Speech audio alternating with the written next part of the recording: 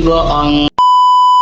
Aku hanya memikirkan satu peraturan penting. Kenapa kau lakukan hari ini kalau kau bisa melakukannya besok? Few moments later.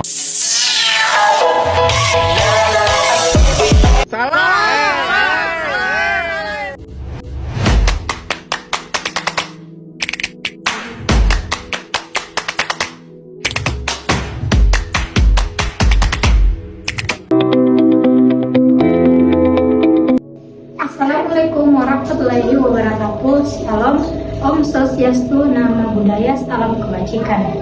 Perkenalkan, nama saya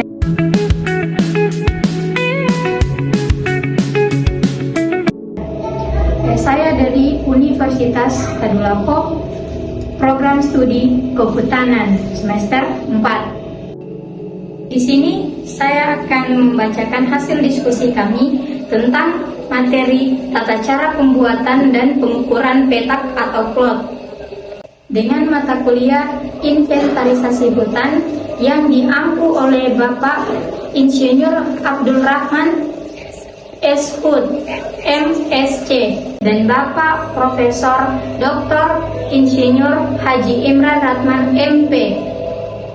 Langsung saja ke materi saya, yaitu tata cara pembuatan dan pengukuran petak atau plot. Latar belakang.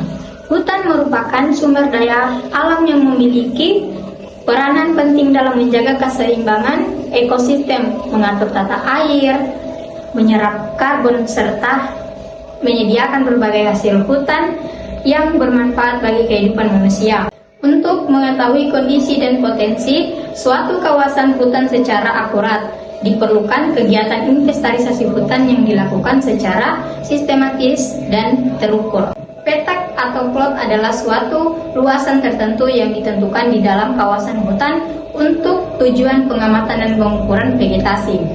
Plot berfungsi sebagai sampel yang mewakili kondisi hutan secara keseluruhan. Data yang dikumpulkan dari plot meliputi jenis tumbuhan, jumlah individu, diameter, tinggi, dan kondisi tegakan. Penetapan plot harus dilakukan dengan ukuran dan metode yang sesuai agar data yang diperoleh valid dan dapat dianalisis secara ilmiah. Tujuan utama pembuatan plot adalah untuk memperoleh data kuantitatif dan kualitatif mengenai kondisi hutan. Data tersebut digunakan untuk 1. Mengetahui komposisi dan struktur tegakan. 2. Menghitung kerapatan pohon. 3. Mengestimasi volume dan potensi hasil hutan. 4. Mendukung perencanaan dan pengelolaan hutan. Persiapan alat.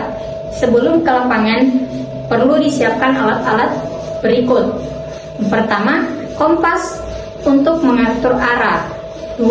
Pita ukur atau meteran, mengukur jarak. 3.